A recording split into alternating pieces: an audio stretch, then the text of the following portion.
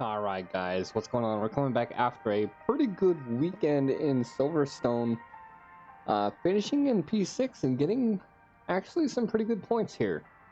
We're gonna go ahead and go over to our standings.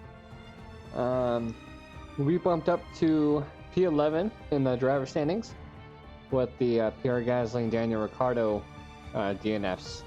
So we're split right there in the middle between them. And yeah.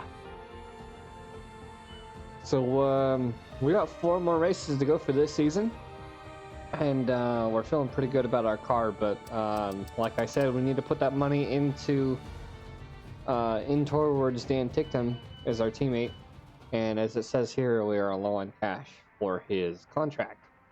So we're basically gonna try to save that 3 mil for his contract for the next season, and then we're gonna wait till the end of the season to get that bonus after we renew his contract to put the rest of that money into hopefully upgrading our facilities here. If we don't go for durability, we'll probably go for powertrain and try to go for chassis as well, and then see where we can fit some of the rest of that money. But yeah, we're gonna go right into race number 7 at the Red Bull Ring, Austrian Grand Prix. So we did a time trial to see generally where we're at, and we're feeling pretty good about this because this is another one of those tracks where it is a high speed track like Silverstone. So I'm gonna go ahead and dive right into it.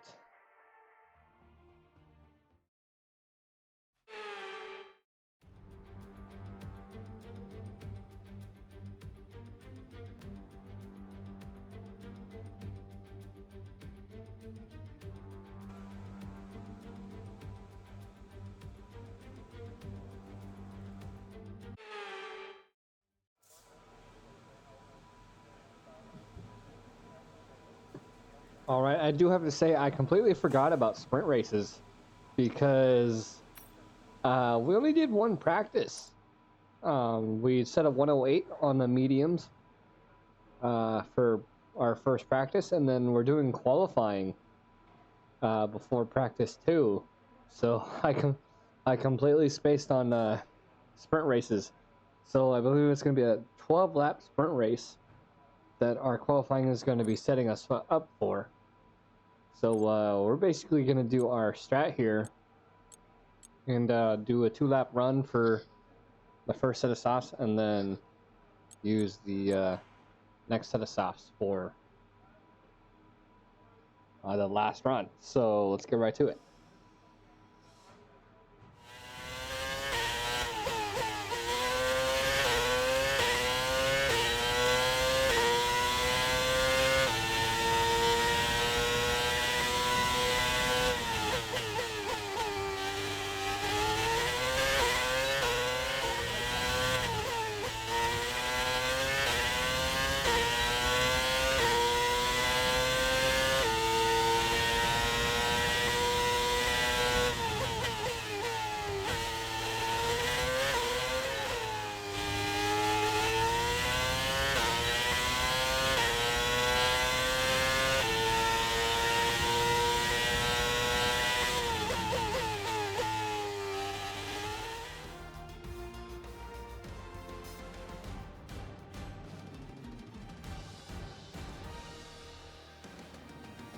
All right, so we didn't actually get out there in time to do a final attempt because we actually went 3 laps on our single set of softs, and I honestly feel like we did a pretty good with a 107.2. The fact that the car is struggling to, it felt like it was struggling to get uphill, especially that first corner, and then the downhill definitely helped out. So we're 0.986 behind Lewis Hamilton in the Mercedes, and Dan Ticktum actually gets out of Q1. So if we go into another qualifying, I don't really know how. I haven't really looked into it, so I don't know if the sprint race is a one-shot or if we're actually going into Q2, Q3. But it does look like we're going into Q2, and it looks like Dan Ticktum made it into Q2. So hopefully he will have a decent start alongside us. So let's go ahead and see what happens.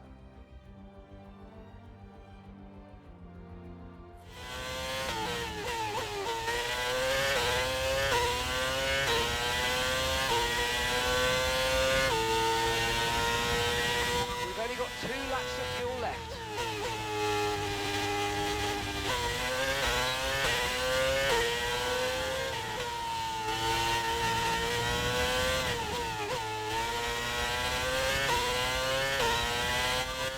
Remaining in the session.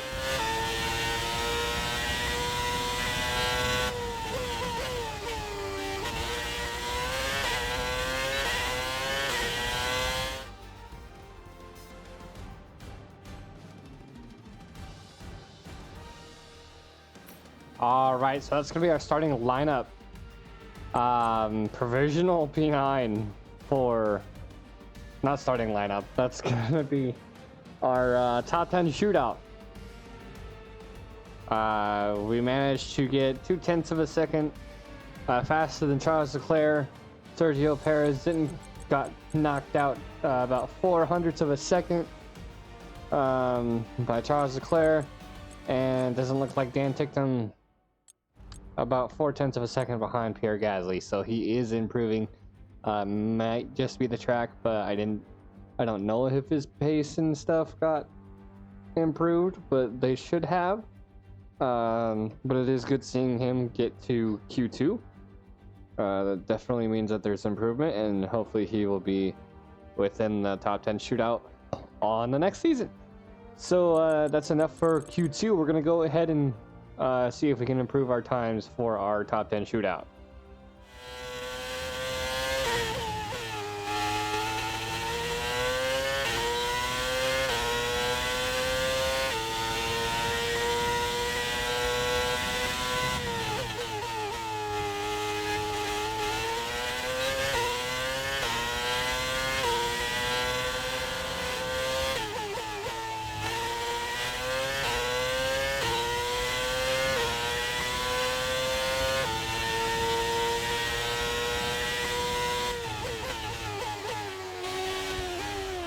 The underbody's taken some damage. I suggest we box so we can check it out.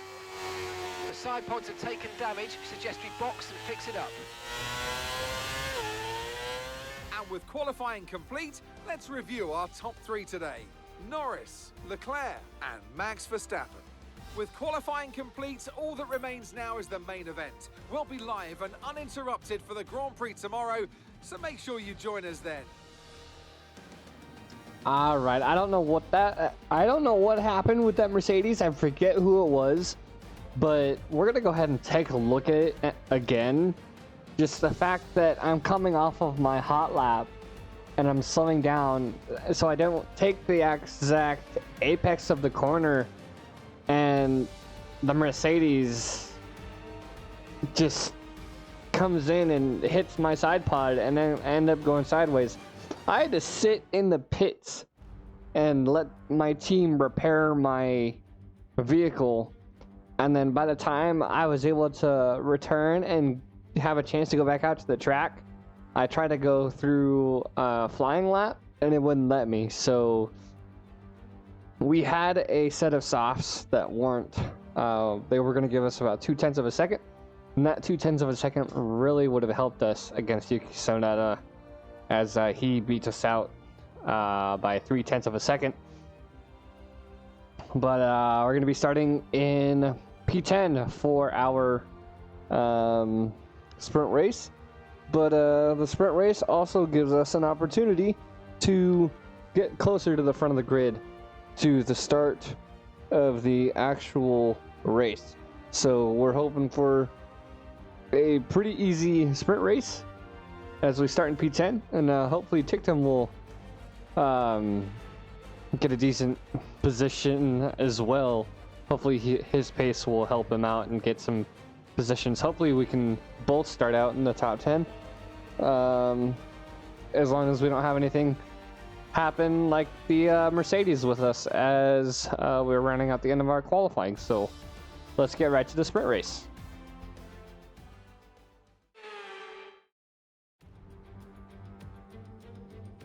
So we're It's all about speed in today's sprint. Not very many laps and no chance to get ahead on strategy. Who here today has the raw skill to take them to the top?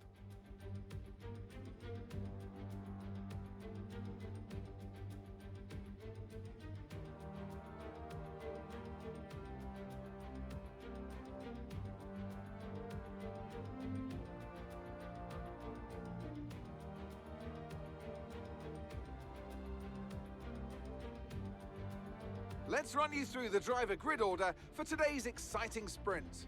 Lando Norris put in a fantastic lap yesterday, and he'll start from pole position, with Charles Leclerc alongside.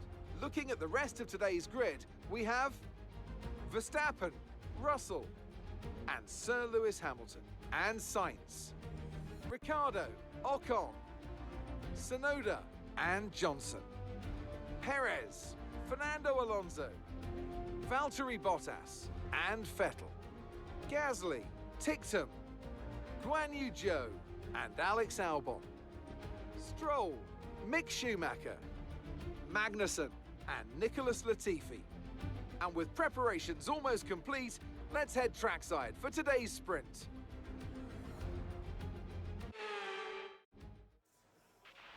Okay, now that we've got some good points on the board, let's continue this form and aim for another top 10 finish. All right, so it should be self-explanatory for a sprint race.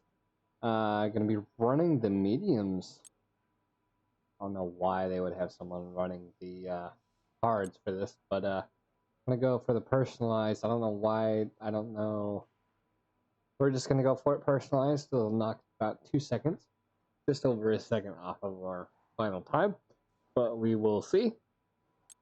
And then we're going to go ahead and drop down our fuel load just in case there is the yellow flag. Bound to have some bold moves here. And yeah, so let's get the show on the road.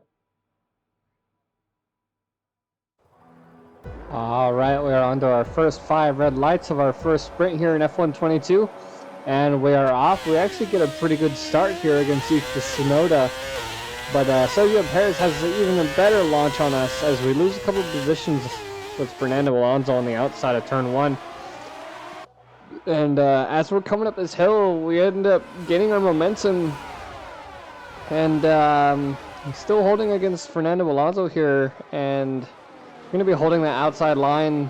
And we're basically playing it safe, trying not to get any contact on the inside of that turn on turn 1, especially with this uphill section being so dangerous, as we have Valtteri Bottas challenging us for position here as we're starting our downhill,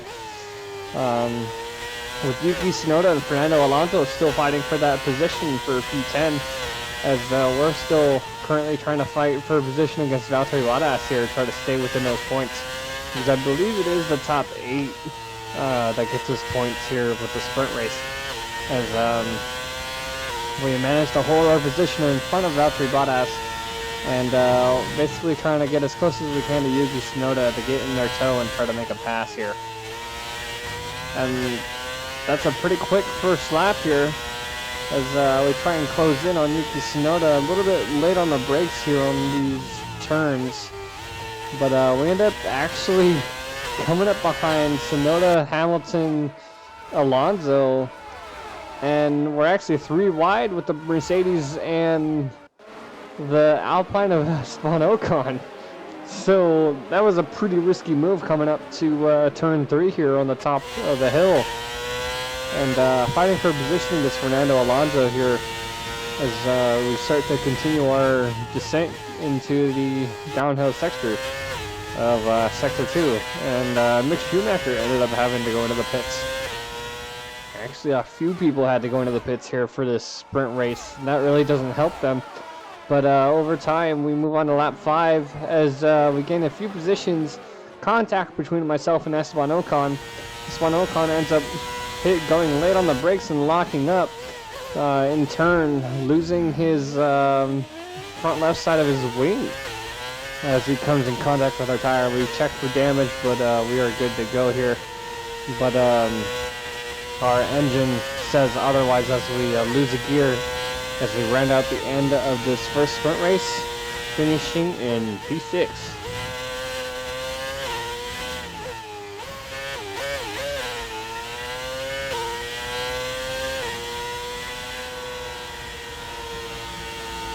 Okay, pick up rubber and bring it home.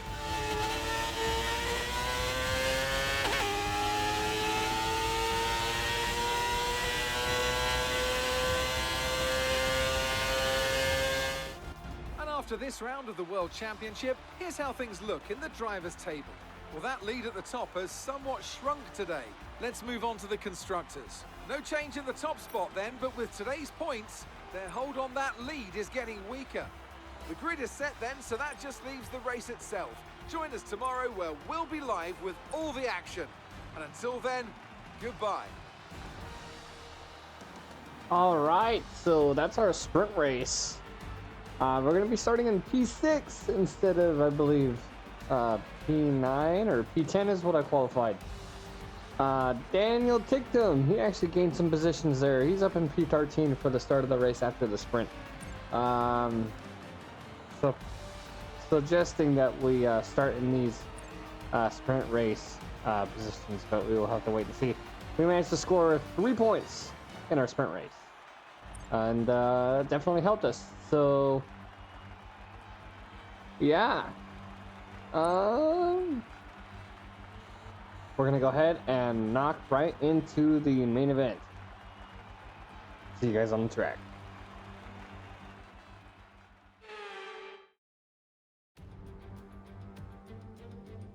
Good afternoon and welcome to Spielberg and to a circuit that in one form or another has held every Austrian Grand Prix in the championship except the very first back in 1964. It was at this race that John Watson lost a bet and his beard when he took Team Penske's only F1 victory in 1976. If anything, the stakes are even higher today, with 25 points available for victory and a crucial advantage in the championship fight. The Spielberg circuit then is situated 700 meters above sea level, with just 10 corners making up one of the shortest laps of the season. One time around here is a distance of around 2.6 miles, with the best overtaking chances into turn 1 or the tight uphill of turn 3. Let's run you through the driver grid order for today's exciting race. World champion Max Verstappen starts from pole position, and Lando Norris lines up alongside. As we continue through the rest of the grid today, we have Russell, Perez, Pierre Gasly and Vettel, Sainz, Stroll, Leclerc and Kevin Magnussen, Hamilton, Fernando Alonso, Yuki Tsunoda and Mick Schumacher, Ticktum, Albon. They'll be starting further back after an earlier grid penalty. Esteban Ocon and Nicholas Latifi, they've taken a grid penalty. Joe, Bottas, Ricciardo and Johnson. Which of these talented drivers will come out on top today? A warm welcome to Anthony Davidson, who's beside me in the commentary box today. We should talk about Williams. What do you make of their performance so far this season? Well, the atmosphere within that team seems very positive at the moment. Everyone seems like they're in great spirits and having a lot of fun doing what they do, and that's definitely contributed to the performances we've seen.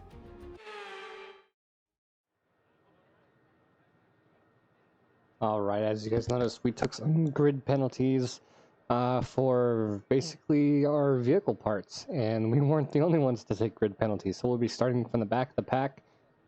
We did manage to get some points with the sprint race, but that's no worries. So we're going to go ahead and dive right in, go through our strategy, and then we'll see you guys back at the start of the race.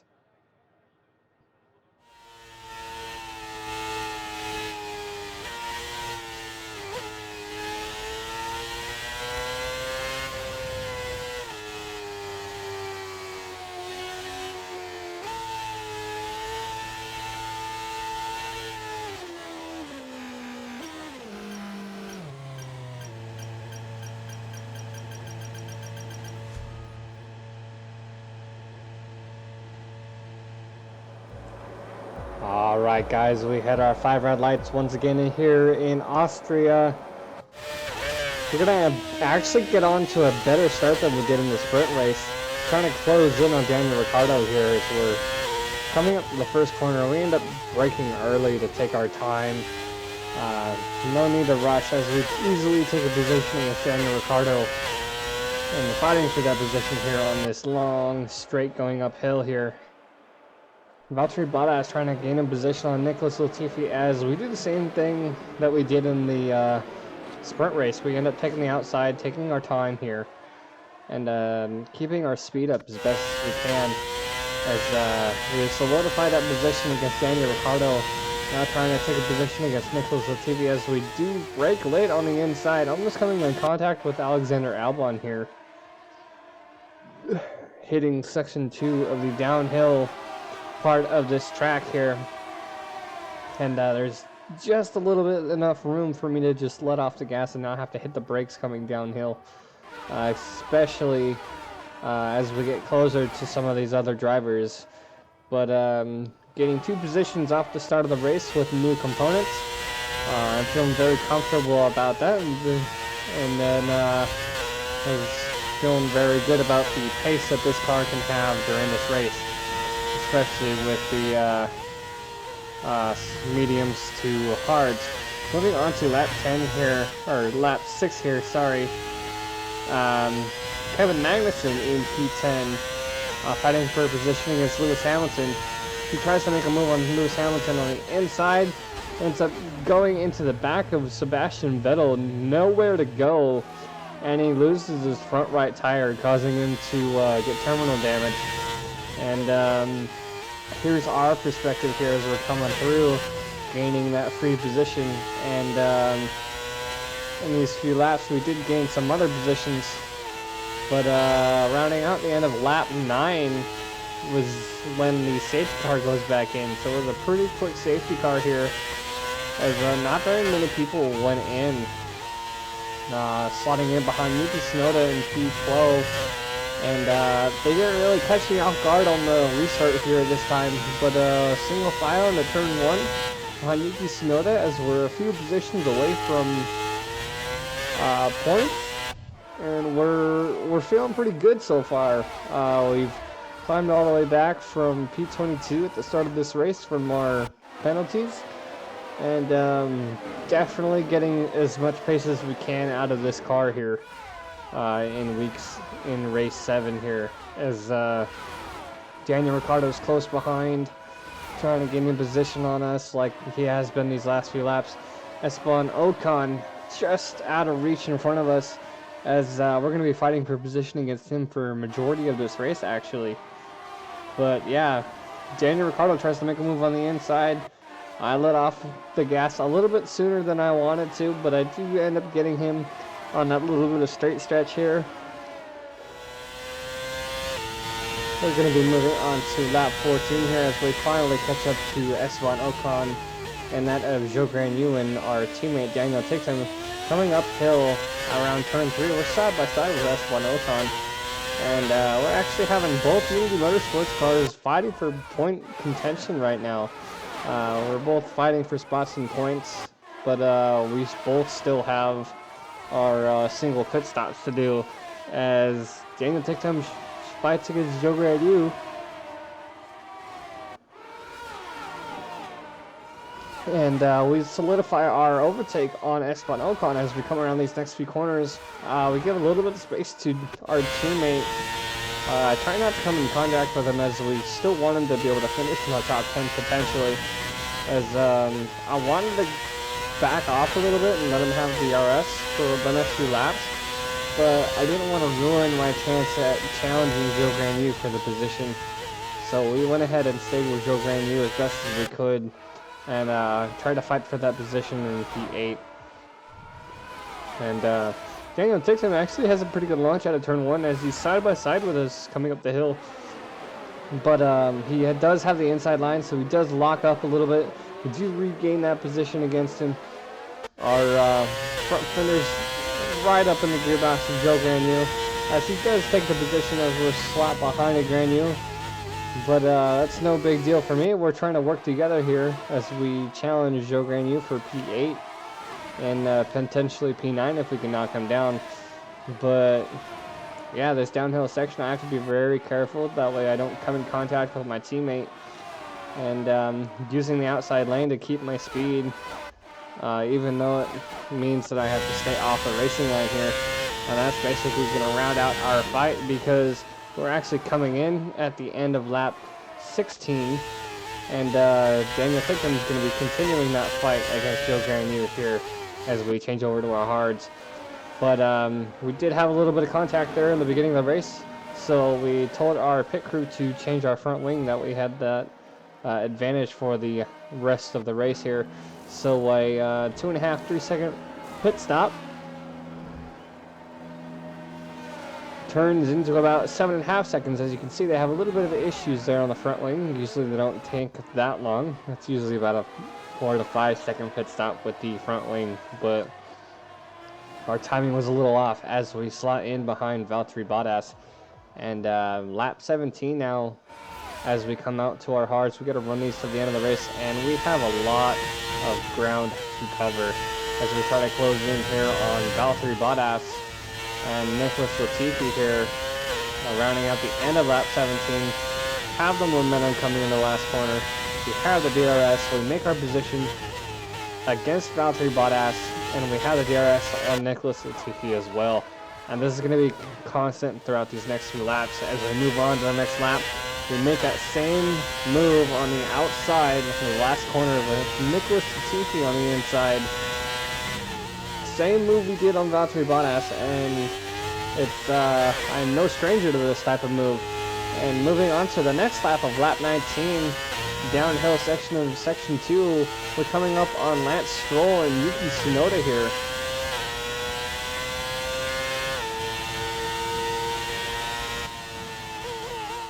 You can see that we move to the inside of Lance Stroll here on the final few corners.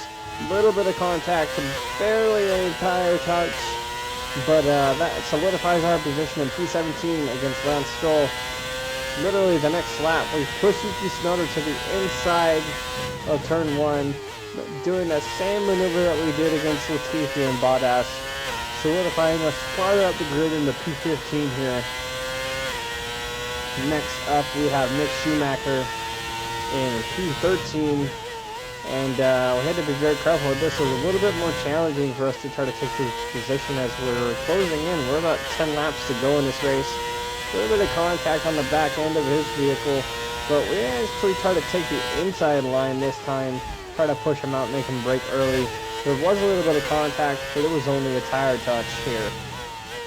Now moving on, we're finally back up against our teammate of Daniel Thickham, and not much fight here. He understands it completely. We have the better pace. He needs to move out of the way, so we take the outside line into turn 1. I tried not to jeopardize his racing line, but he did drop back a little bit more than I expected here. Moving on to lap 32, we have Fernando Alonso on the overhead, and he's trying to regain position against Lewis Hamilton here, who is in P5. We end up having Pierre Gasly going wide, and Fernando Alonso having nowhere to go.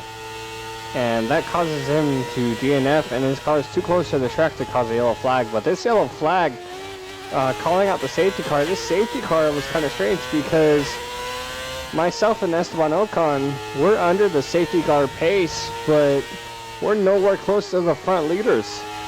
And this is the point where the safety car goes in, where the top 5 drivers are behind the safety car, and we're plenty spaced out. But that's basically going to round out the end of this race. We sadly couldn't catch up, and we finished in P11 behind Esteban Ocon.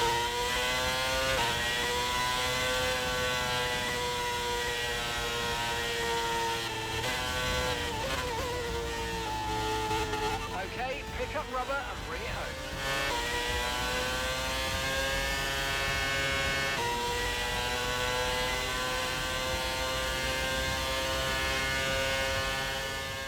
Fantastic team effort then to secure victory here in the Styrian Alps. So, Anthony, what made the difference out there today? I feel like consistency was probably the key today. There's being quick, and then there's being quick lap after lap after lap. If you can do that, you can capitalise on other people's errors without making many of your own. And that's an approach that can push you a long way up the field.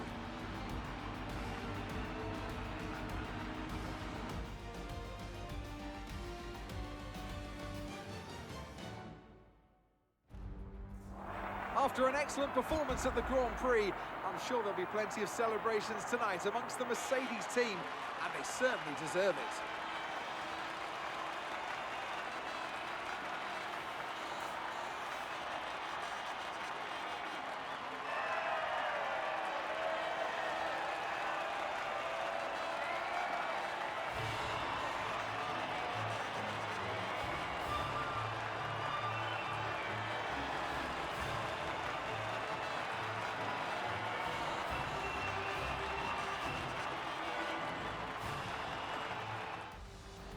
And now let's take a look at the driver's standings. Despite the best efforts of our championship leader, that lead has taken a bit of a knock today. Some amazing talent out on the track today. But Anthony, who would you pick as your driver of the day? Brand new Joe gets my vote today. It's time to check out the constructors' standings. It was a tough race for our championship leaders, who lose ground at the top of the table. After an event like that, who knows what the sport has in store for us next time out? Be sure to join us once again as we continue to bring you all the excitement of Formula One. All right, so you guys could see our challenge there towards the end, trying to get P10 from Esteban Ocon. But very strange safety car. I don't know if it was because we were towards the end of the race, or that's my only guess really, is it's towards the end of the race and they don't want us to run. The game probably doesn't function with us running a yellow flag and a safety car to end the race. But yeah, because I wasn't even close to Esteban Ocon and Pierre Gasly on that second safety car. But yeah, the safety car in the beginning of the race definitely kind of ruined our momentum. We had to take a pit into the hards and we tried to regain some ground, but it didn't really work out at all. But overall, it was a good race. We definitely have our momentum back after replacing those parts in the vehicle. Max Verstappen, another DNF, and is very upsetting for Red Bull, most likely, because it is the Austrian Grand Prix. But Sergio Perez did get a podium. But we did manage to get some points from the sprint race. I believe. Where am I at? Yeah, I got some. I got 3 points for the sprint race. So that's our weekend, and it's pretty good. Definitely could see Dan take some pace going up. But yeah, that's about it. So we will see you guys in the next episode.